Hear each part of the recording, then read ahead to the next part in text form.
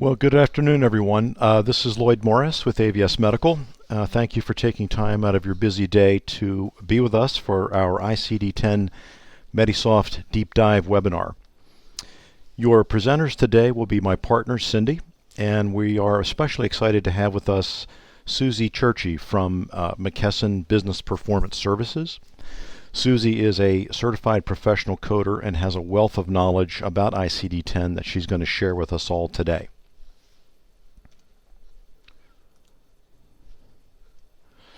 So before we begin today's webinar, I do want to let you know that the webinar is being recorded, and a copy of the recording along with the slides will be posted onto the AVS Medical website by tomorrow. And you'll find that on the, if you go to the avsmedical.com, on the far right-hand side it says blog, and underneath the blog there's one called The Road to ICD10, and that's where you can find the recording. So during the webinar, all of your phone lines are muted. However, at the conclusion, we can unmute your lines and take questions. Or if you prefer, you can type your question into the chat window in your GoToWebinar control panel. During the webinar, you may find it convenient to minimize the GoToWebinar control panel. And if you can see my screen here, I've got a representation of what it looks like. If you want to minimize this, you'll notice this little red box with a white arrow in it up at the top. And if you click that little red box, it will minimize the panel and get it out of your way so you can see my full screen. Okay, for our agenda today, Susie's going to walk us through the current state of ICD-10. Once she's done with that, Cindy's going to take over and do a live demonstration of the ICD-10 tools inside of Medisoft 20, as well as a live demonstration of the Encoder Pro application. Once her demonstration is done, we'll go ahead and open it up for questions and answers. So before Susie takes over, I want to just talk a little bit about where we are with ICD-10. We are now about 5 months away from the implementation of ICD-10, and frankly, there is no time to waste in getting ready. Practices at this point should already have an ICD-10 ready version of their Medisoft, which would either be version 19 or version 20, and you should have already begun your planning.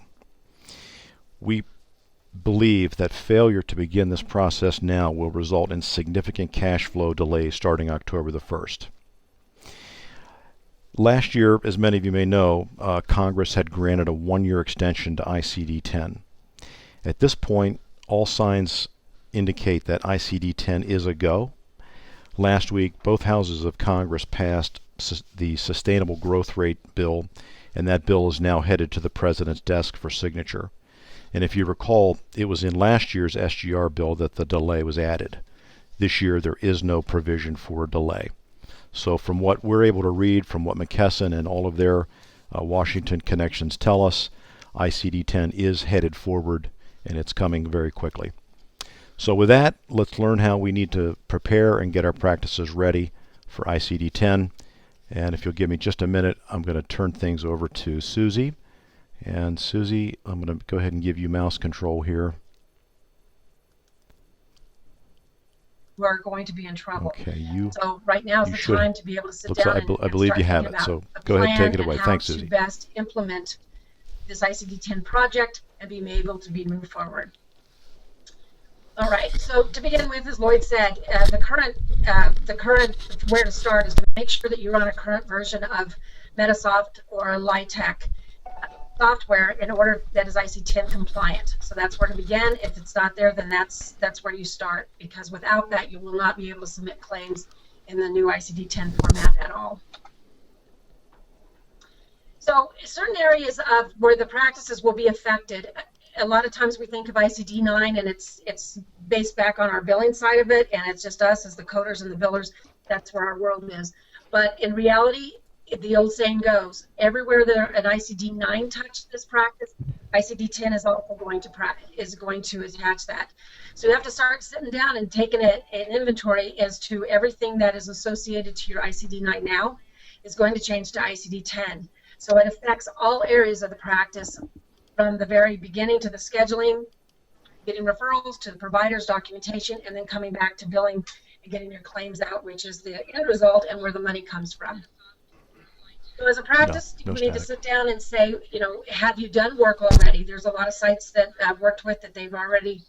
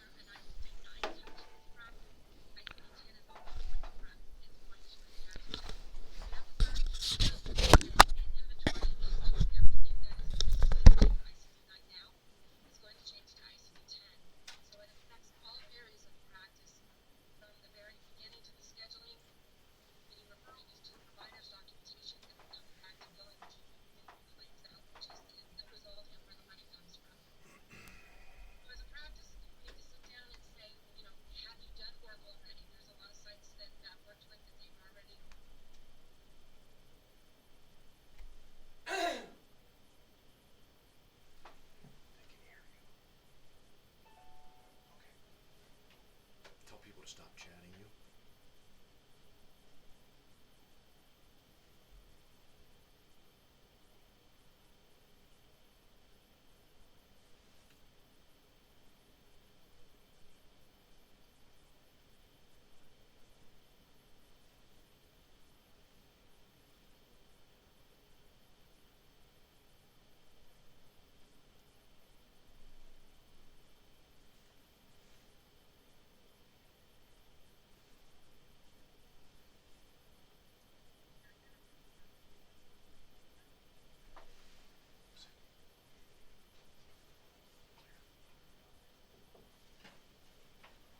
It's fine.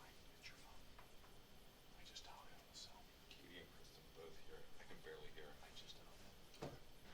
Just make. There's nothing I can do, but thank you.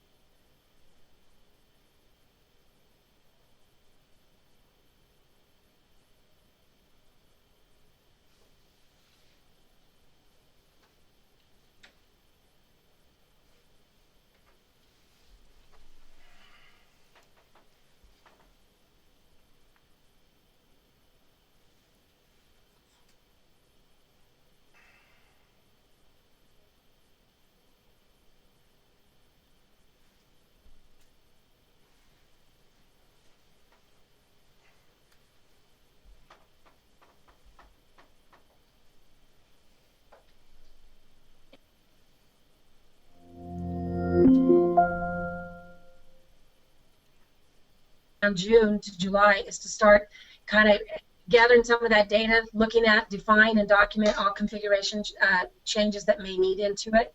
If in the practice management world, if it's strictly on the practice management side, then you need to look at, what if you've got defaulted diagnosis codes inside the system that you're using, information like that. Go if you've got pre-printed forms, workflow, all that information. Just make sure that you have it all updated and ready to go with the ICD-9. That includes your paper super bills, or if you're producing super bills out of Metasoft or LITEX systems, it's going to need to be updated and properly mapped so that it gives everybody involved the ability to start looking at those codes and helping everybody to get it all the way down to get claims out. July to August, the configuration change is completed. So again, we're talking about that timeline there and setting up that dream team to get done. This is the plan. By July to August, more or less, you should be in a position where you can start looking at there and seeing that things are all changed and everything's ready to roll. Information that goes through, so you're kind of ahead of that. And then when you look down here is the thought of testing and completing with clearinghouses. So there's a lot of stuff going out there right now that Medicare had put something out that there was volunteer testing that you could send claims to Medicare if they chose you. Now the issue that you have on that, and in most practices in the professional side of the world, we are billing through a clearinghouse. So your clearinghouses have already done a lot of work and for the most part have been prepared for quite a while to do the changes. But with testing, there's different testing options out there with the clearinghouse you're using. Relay Health, for example, they produce an ICD-10 documentation that's posted on the Collaboration Compass website that you can go ahead and open that up. And there's a dashboard in there of information that shows you what testing plans have been open to Relay Health and certain ideas that you can use within the testing environment that can test to ICD-10.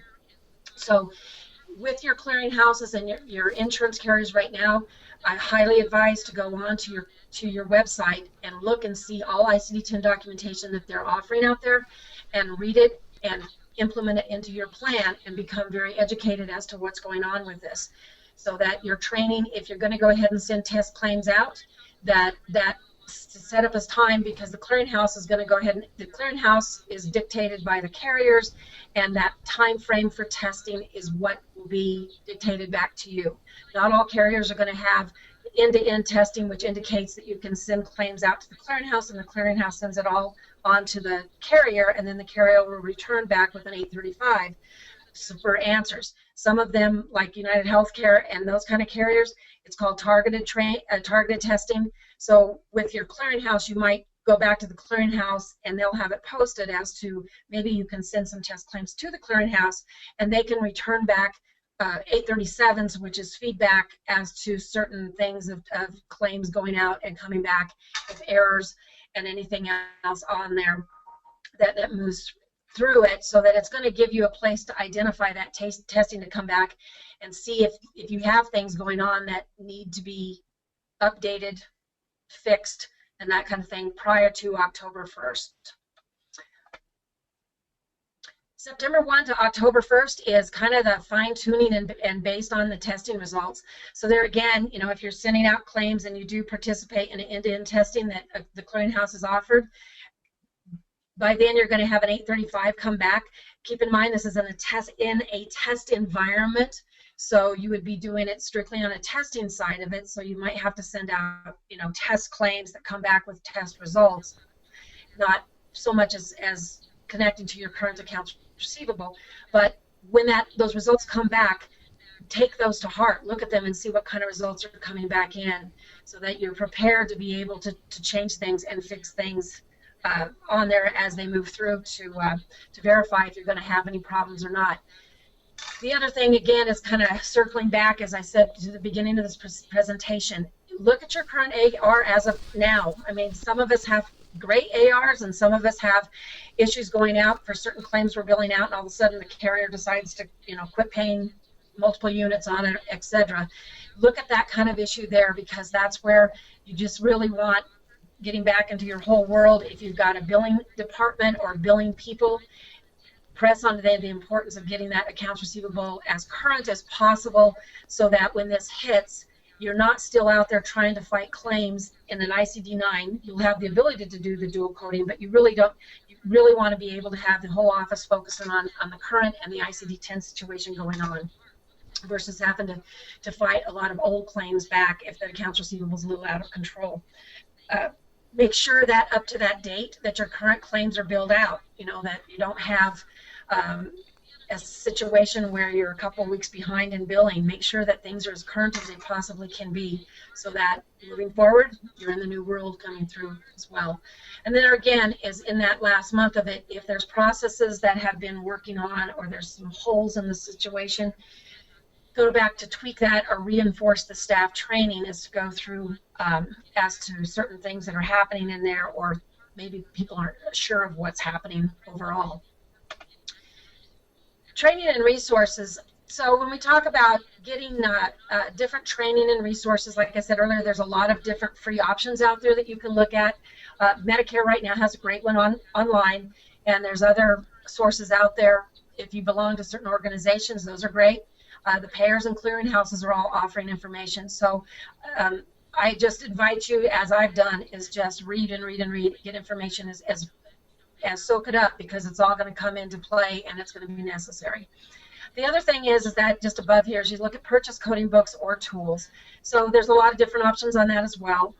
Myself as a certified coder, I still love my books. I'm just kind of old school that way.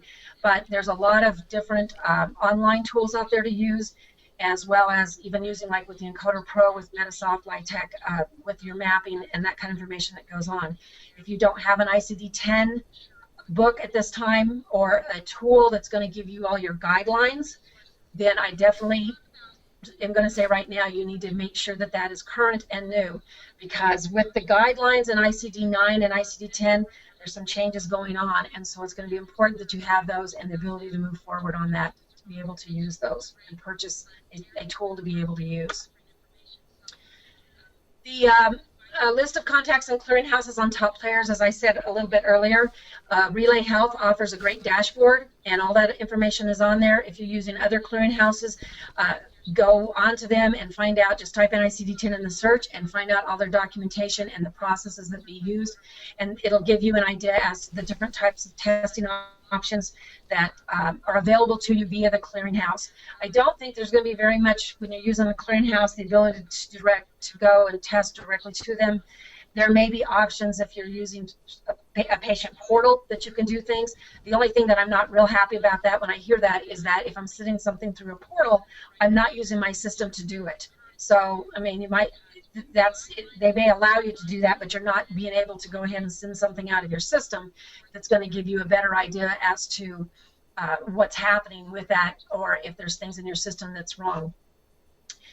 The other thing is that, you know, if you're going to plan on doing some testing, look at what you're currently being billed out. I mean, if you've got whatever your specialty is, if you've got a certain section of high volume, high dollar codes that you regularly bill out, you know, if ongoing, if I'm an allergist and I do testing and I do an average visit is just, you know, an office visit testing and then some other functions, those are the kind of things you focus in to do some testing on, because you're going to have different types of codes to be able to associate with those, and then it's high dollar. And by doing the end-to-end testing, it's going to give you an idea as to what's going out and what's going to come back in, because you know that is what affects the overall AR of your system, to be able to give you an idea as to how that testing is going to go and how the real world is going to behave once October rolls around.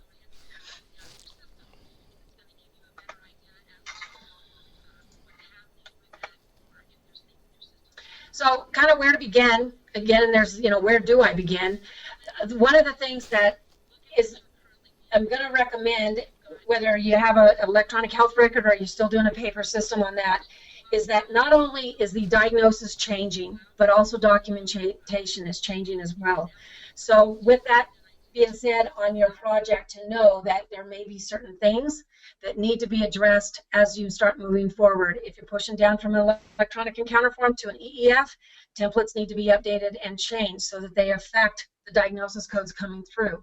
If it's on a paper form and a paper encounter form, those need to be properly mapped and updated so that when the data entry goes in, it can go ahead and be updated on there to go into your system.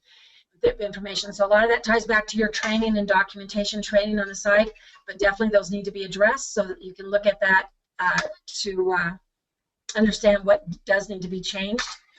Again, we talked about identifying key staff members that are going to help throughout the process, people within your system. Smaller offices, most often we wear about 5 hats, so you kind of know where that is and how that's going to play, but understanding that it's going to take a team to get where you need to go. And then again, the timeline, what we're talking about is defining the timeline, just as I've talked about throughout this whole presentation, is that you've got from now basically until October 1st. So that timeline really needs to get going on there, and you need to start planning and preparing for this, because it is going to be a huge change. When we talk about, again, with staff allowing enough time, this base, again, is Lloyd's got some information on there. You can train with ABS and have them help work with the required changes that are coming on, so that it helps you understand what's in the system and mechanically make things go. And then ensure all your systems are ready to go. So we're being on the current system, and also being able to make sure that those codes are mapped properly and information coming through is effective and processes the way it needs to when it goes out onto the claim all the way down to the end. Tracking your work, again, with the project on that, changes in the workflow process. As you start pulling this information out, things have been going the same way a long time. Again, think anything with an ICD-9 now has an ICD-10. So you have to kind of look at where that is and who's doing what and what that's associated with. What areas are going to be impacted. We already know it's going to be pretty much the whole practice as we kind of go along ICD-10 basis. And then go back and look at, gap analysis prior to that date that comes in, that's going to allow to be able to identify any problems that are issues that you may have that need to be updated and fixed moving forward. And then other things to kind of go back and look at your documentation and things that maybe need to be updated and changed in order to make the transition as flow a little bit smoother. I'm not going to say painless, because I know it is going to be painless, or it's going to be painful all the way through. As I talked about end-to-end testing, again, is, just take a step back. Is when you do an end-to-end testing, that basically that just means more or less like you're doing now. You're sending out a claim with ICD-9 on it. It's going all the way to it's going from your system. It's going to the clearinghouse. The clearinghouse does their scrubbing on it, and then they send it on to the carrier. The carrier then grabs the claim, and then the payment comes back to you, or the denial. That's what they mean by end-to-end testing. And as I said earlier, with the end-to-end testing is certain carriers are allowing it, not all of them are. So it's just not an open book to be able to send claims to a carrier and get things tested. So the thing is you will be working directly with your clearinghouse to be able to go to the website first before making those phone calls, because they've published everything they need to. So kind of end-to-end testing is getting back to that whole system thing, and internally, can you go in and set everything up and kick out a paper claim, whether it goes electronic or not? Just print a paper claim and does everything that comes into it for all the setups and everything else. Does it actually print out to an ICD-10 codes associated with your claims? The other thing is what in the internal testing, if you guys are working heavily with LCDs and different types of things like that in your billing, those are going to be huge, because you'll want to make sure that you look at what currently was an LCD required to your CPTs and make sure that those are updated, so that when those claims go out, if basically I had to point my diagnosis to certain diagnoses before to get certain procedure codes paid, you want to make sure those are cross-mapping correctly and that you have that information updated as well. And then, so forth. You can also go in, and if you can generate, an ANSI file as well, and go back and look at that too to see information is pulling into it. But internally, it's like with anything. It's if internally I know that if everything looks good internally and all my systems, then in reality, once I send it on out to the carrier, to the Relay Health or to the clearinghouse, they should be able to grasp it and be able to move on it and forward. I do know Relay Health is offering, no matter what, is the 837 option and returns on that, whether you can go directly to the carrier or not. So you can send out test claims in that area to be able to get positive or negative feedback one way or the other, to be able to determine that things are going to be working for you. So this is just kind of talking about different scenarios as to training or testing information that moves through. The other thing is what I highly advise: look at where your payer mix is and where's all your money, because that is the one that you're going to want to focus on testing most, because you know that if I'm heavily into Medicare and all of a sudden my Medicare claims stop, I'm in big trouble, because this is where the most of my money is. The other thing is to look at, as we've talked about, dual coding through it comes through. And again, on your systems, you will have the ability to still kick out. I've got old accounts receivable that I'm still sending claims out, or I'm still going in the process of rebilling or sending corrected claims and so forth. The dual coding means that basically if I got to send out anything prior to October 1st, 2015, it's going to go out on an ICD-9 format. So you can rebill your claims that are sitting in claims management, send them back out, and they're going to still stay in the ICD-9, and for that date is going to be the determination as to what it pays.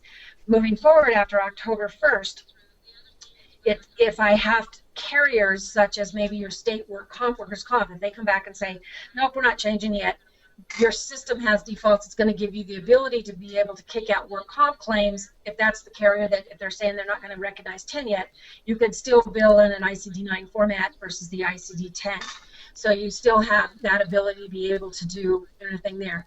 That's one of those areas. Look at your payer mix now and decide, you know, where am I, what am I going to do, and which carriers is it going to make me, I know that I have to move into 10, and which carriers am I going to stay in 9, so that you're real savvy on that as to claims going out and to keep things going consistent. And then again, down here is there's, like I said, it's just, I can't stress enough to go onto those clearinghouse websites and look and see what they had to offer and read the documentation that you can to be able to get educated as well. All right. So again, kind of that same process of talking about moving things over, information that goes through. Feedback is important when I get feedback coming back in, because there again, in our everyday world now, we get things denied because our diagnosis code wasn't right. So why is that happening, and what do I need to do? And there again, like I said, is in your practice, if you're dealing a lot with local carrier determinations and CPTs, those are things to definitely look at to be able to understand that that mapping is going to be correctly done, and then build on your claims correctly. This is just a picture of your ICD-10 relay dashboard and information that comes into it. And so when you look at it, when you open it up specific to you with your login, the carriers you see over here are the carriers specific to your practice. So you're not seeing anything else but what's specific to your practice. The testing with Relay Health, over here the N indicates nope, there's not going to be any testing with Relay Health. The S does indicate there. And then the testing details inside of this means, depending on what information is, the unlimited claim submission means that they will allow the end-to-end testing, and it doesn't matter which site you are. Basically, you can send the claims in a testing mode over to Relay Health. They'll send it on to the carrier, and you'll get an 837 return back on that. If you have other ones that come down here and say targeted, and you know that you're not a targeted site because nobody's even contacted you on that, that's how you'd know. But this means they're just doing testing with targeted systems. But again, with this one, it indicates that there's going to be a return on that. It's still Relay way of saying that you can still send claims in a test mode, and you will get some feedback on them.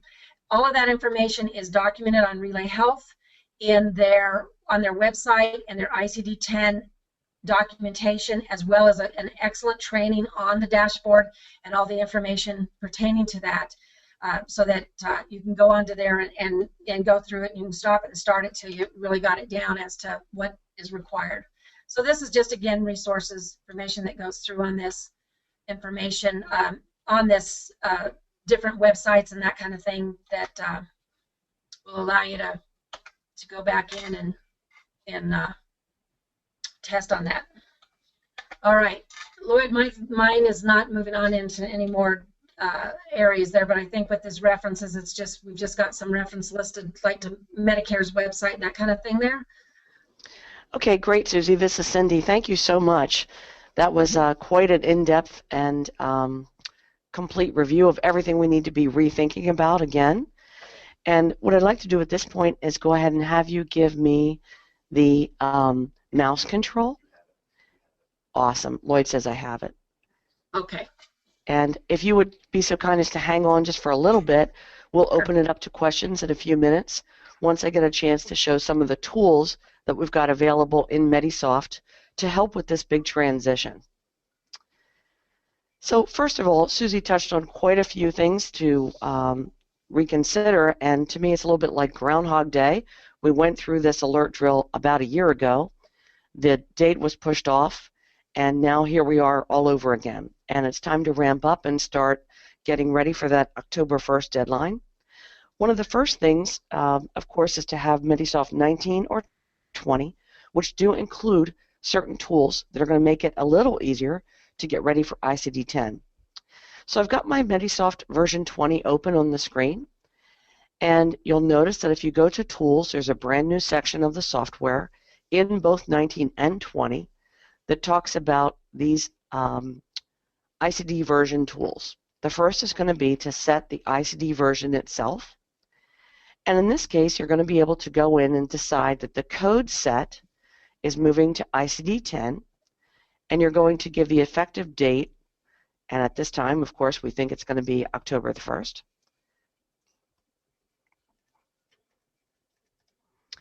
And then you can decide, do I want to apply this to all of the insurances? You can click at the bottom by selecting all.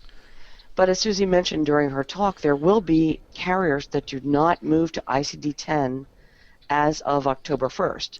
The most common of those would be auto accident type insurance companies and workers' comp. So you can decide to leave them alone and then go ahead and just update the ones that you choose for ICD-10 to begin on 10/1 of 2015. Now what's really great about this is you can continue to bill from now all the way up and past October the 1st, and the software will know that if the date of service is previous to October the 1st, to include an ICD-9 code on that claim. And if the date of service is 10/1 or later, it will automatically pick the ICD-10 code that you've assigned. One question I get is what will happen after October the 1st if you want to refile a claim from earlier in the year. And luckily, Metisoft will remember date of service, and it will automatically pull ICD-9 codes for those dates of service previous to October 1st. So you don't have to flip back and forth, but you do want to go ahead and set up all of your carriers in this way. Okay, I'm going to go ahead and close out of here and show you that if you go into the lists and then the insurance companies themselves, and I'm just going to pick Aetna, you'll notice that there's a new tab that tells us right here what diagnosis code set, and you can see it's going to be ICD-10, but that effective date is not going to be until October 1st. So we've essentially just gone through our list, and many of you have hundreds and hundreds of insurance companies.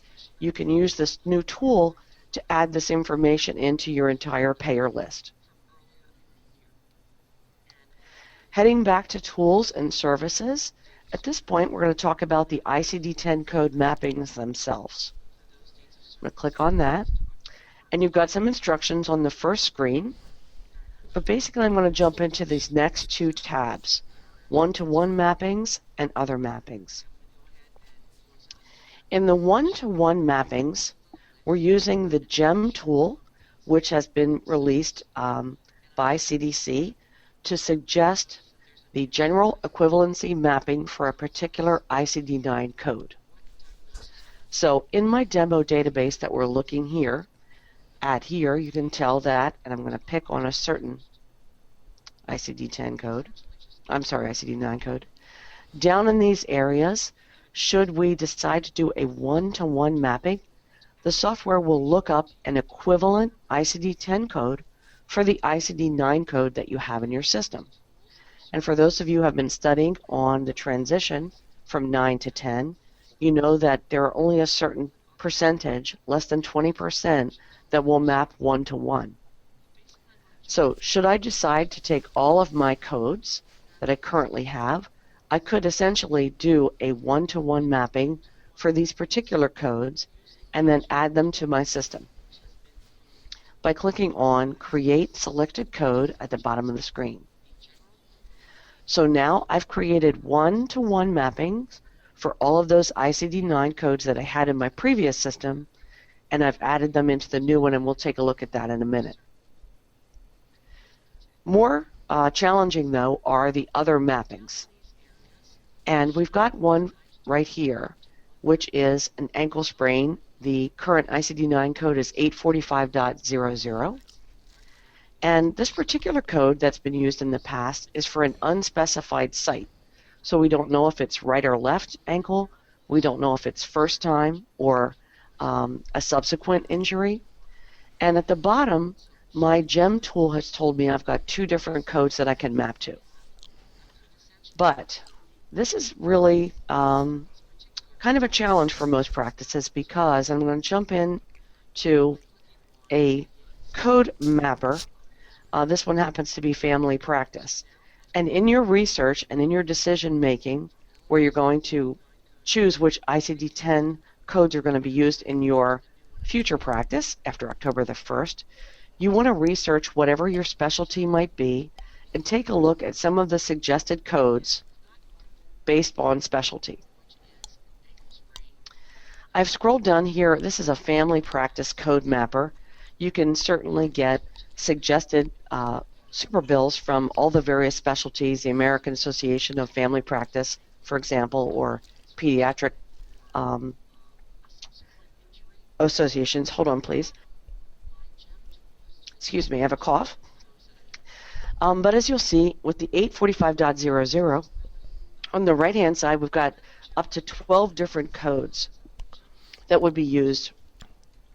And if we take a look, we've got everything from right ankle, left ankle, what part of the ankle, initial encounter, or subsequent encounter. Excuse me. So, in fact, you may not want to use just the GEM tool that's located within the Medisoft tool. You may want to go ahead and add all of these additional codes. And for that specific use, I would suggest you use the Encoder Pro. So here I can click on 845.00, and I can go ahead and create these 2 new codes that are listed at the bottom, this S93.409A and 96.919A. And they've been added to my software. So I'm going to go ahead into the diagnosis codes. And up at the top in your new version 19 or 20, you're going to be able to display ICD-9 codes only, or both ICD-10 and ICD-9 codes. So if I scroll down here, you'll see that we've added some new codes having to do with the sprain. And these were the 2 specific ones we just added. And let's say I would like to add those other 10 codes that are talking about left or right. What I would suggest you do then is use Encoder Pro. Encoder Pro is a software that's added into Medisoft. It's $145 to get it, and it's good for the entire year, so it has the 2015 list of codes. You would click on New at the bottom, and then over to the right-hand side, you'll see there's a new button, Encoder Pro, and it's basically the entire code list that you would get in a book, but it's been indexed and put into computer form so you can search for anything you'd like. So I'm going to go ahead and let's make it ankle sprain. And here were those codes that were listed previously, and we can go ahead and add new codes by just clicking on the ones that we'd like to do. And here they all are, quite a few of them. And you have a button at the bottom of the screen that says Add. And when I click that Add button, it will add that new ICD-10 code for me along with that long description, so I don't have to type it all in. And I'll click Add.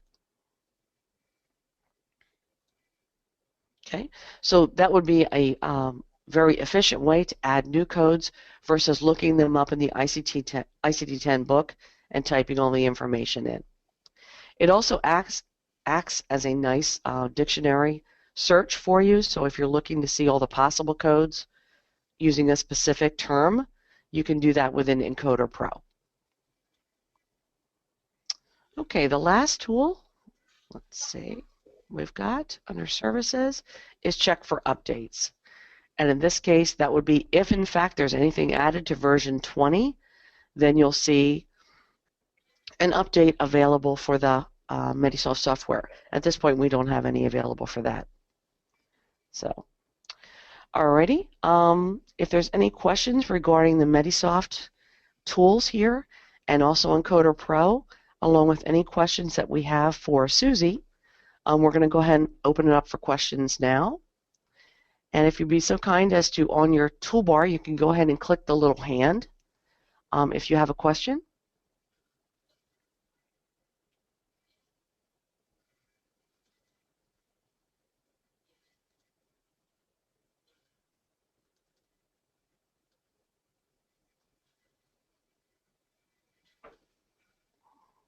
And I've got a lot of people with pop-up questions, so let's go ahead and, Lloyd, if you could unmute. So here's the first. All right, we've got a question. Are we able to put in ICD-10 codes in the Minisoft system now? And how do we put them in? From Karen. So Karen, whenever you add a new code, and I'm going to just go ahead and jump into the diagnosis codes.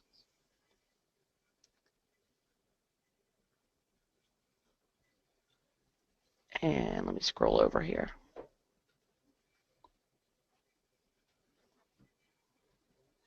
All right.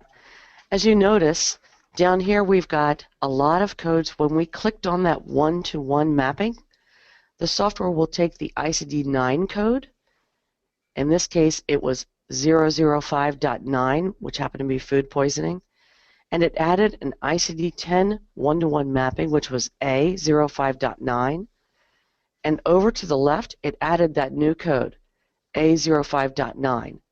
So if you bill using the diagnosis code A05.9, what will happen in that case is on any date of service previous to October 1st, the software will automatically enter a 005.9 code for you.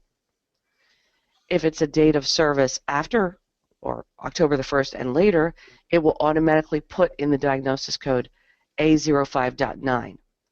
So the best practice would be as soon as you feel as though you've got your staff trained and you've got your codes within your Medisoft, you want to go ahead and select that date when everybody will start billing using ICD-10 codes. That way you don't have to worry about what was the old code. You're just going to get everyone used to using the new ICD-10 code and move forward. When you add a brand new code, as you'll notice on the left-hand side, you're going to be using the ICD-10 codes. And that gets everyone familiar with the new system, and Medisoft is able to accommodate both the old ICD-9 and ICD-10 when you have those circumstances such as workman's comp or insurance companies that are not moving over to ICD-10. Okay, I also have a question about what does it mean when you don't see an ICD-10 code for an existing 9 code. So let's go up to these older codes. This is what we're used to seeing. I'm going to pick on strep throat. The original code that's in your software, 034.0, has only an ICD-9 associated with it. So if we could think of these as these are our legacy codes that have been there for years and years, 10 years or so. In the new system, when you're moving towards ICD-10, remember you have to decide if it's a one-to-one mapping or a one-to-many mapping, or maybe it's a brand new code that didn't even exist previously. So you will not bill using these old codes. You're going to stop using ICD-9. You're going to develop new codes, and for the most part, you're going to assign them as ICD-10. So after the tool is done, you'll see a whole bunch of new codes in here.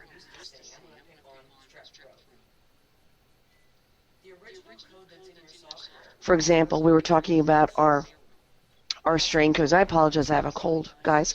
But so as it adds those new codes on the left-hand side, it will reference the ICD-9 code, but we're all moving towards using ICD-10. So any new codes that are added will be ICD-10 codes.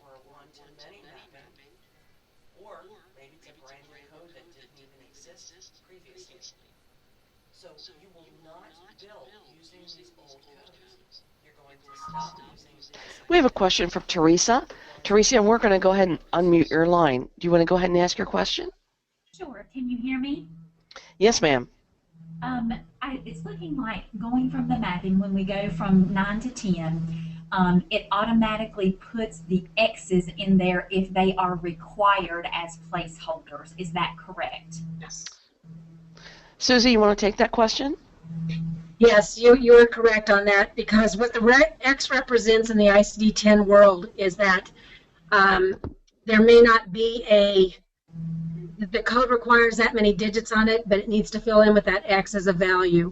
So the X may not mean anything per se, but it is going to go there if that space is required in that section of the ICD-10, because each one of these items, each one of the numbers represents something in general, and so that X would be the X will be generated in there if there's not another type of value to put into that.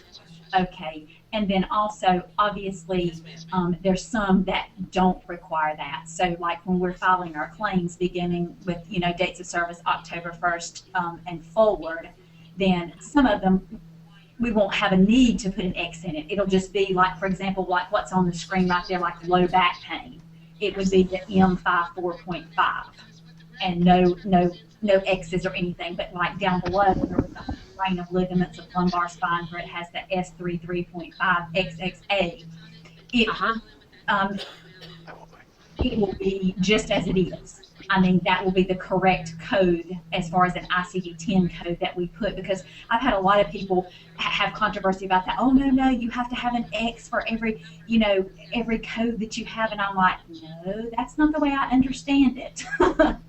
No, you will see that it's added in there, and the extra, and probably, overall in the musculoskeletal system is where you're going to see a lot of those going on, because the injuries in general, injuries are where they're wanting more data collection, I guess, as better as they can have. Yes. Exactly. So like we're mental health or behavioral health, and I'm noticing that just doing like even crosswalks and stuff now from a lot of the tools that I have been looking at, we don't have a lot. I haven't seen really hardly any X's for us.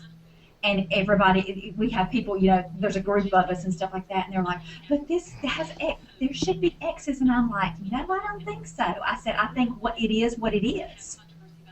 And you're exactly right. Mm-hmm. Okay, because it's going to map it exactly, and when we send it to Medicare or Blue Cross or Medicaid or etc., they're not going to kick it back out saying, oh, it needs to be F34.0, which is all they gave us, and then you're supposed to do XX. I'm like, no, I don't think so, guys. There's a few that agree with me, and then there's others that I think there's a little bit of confusion there. And you are correct on that. So yeah. The X's are only there if they're. Thank you. I will be so thrilled to pass that on, because everybody's been like back and forth, back and forth. I'm like, no, guys, I really it just like with everything, there are some that will require it and some that will not, as far as your ICD-10 codes go. And that's why, like with Cindy, with the tool you have in Metasoft is a really nice tool. But as both of us recommend on that. Go through your current top 50 diagnoses that you use now, because that isn't going to change, and then do your mapping there, and that's going to give you a very good idea as to where things are going to change. Now, if you're working at if you've got a lot of musculoskeletal type stuff going on, then you're probably going to see changes, and that's where it's going to get a little challenging overall, because when it comes to injuries and that kind of thing, things are going to have to be reported with your attributes. In some cases, it's going to be the initial visit. It's going to be a follow-up or a sequential visit, and that's where a lot of those X's and different things come into play that is going to be required once they go through the different types of visits and different levels and different categories and that sort of thing. Exactly. Okay. All right. Very good. Well, and I won't keep you much longer. I have one other question. So that's why I've already ran like a diagnosis ranking by code. That way I've got my top, like 20 or 25, and then that way when our software vendor, we have a service contract or whatever, then when they come in, they're going to assist us with that. So we already know which ones, and they're going to help us with that mapping and that sort of thing. So I guess we're pretty much on the right track. Sounds like it to me. Okay, fantastic. Well, thank you so much for your time and information. I appreciate it. Great. Hey, thanks. Thank you, Ms. Lewis. If anybody else would like to ask a question, on your GoToWebinar control panel, you have this little hand icon on the upper left. It shows you the palm of the hand with a green arrow in it. Just click that. That will signal to us that you'd like to ask us a question. Or if you prefer, you can go ahead and just type the question in down here at the bottom.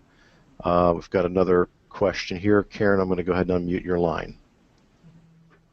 Karen, can you hear me? Yes, I just want to verify, do I understand correctly that the ICD-10 will automatically be in our system, or did you say that we had to buy the encoder to get it into the system?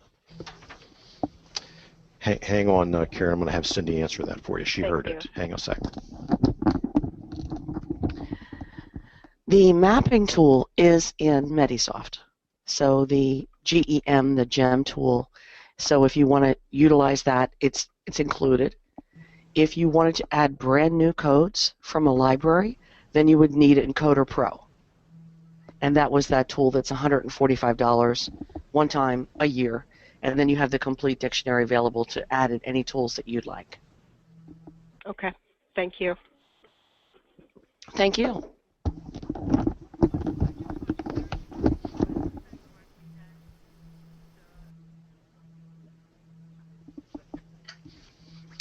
Okay, well, I don't see any other questions coming in just yet.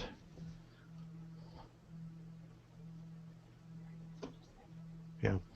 Okay, everybody. Well, I don't, unless somebody give it another few seconds here, but I don't see any other questions coming in right now. I'll go ahead and thank everybody for their time today, for joining us. We will have the recording and the slides up on our ICD-10 blog page by tomorrow. So I'm going to go, unless there's any other questions, I'm going to go ahead and just end this. Hang on, Karen. Karen, did you have another question or? No, I'm fine, okay. Thank you. All right, hang on. Sorry about that. Ann, did you have a question or? No, sorry, I was just going to type thank you. Okay. You're welcome. Thank you all. This has been very helpful. All right. All right, everybody. I think that's it. Again, thanks for your time. I'm going to go ahead and end the webinar now.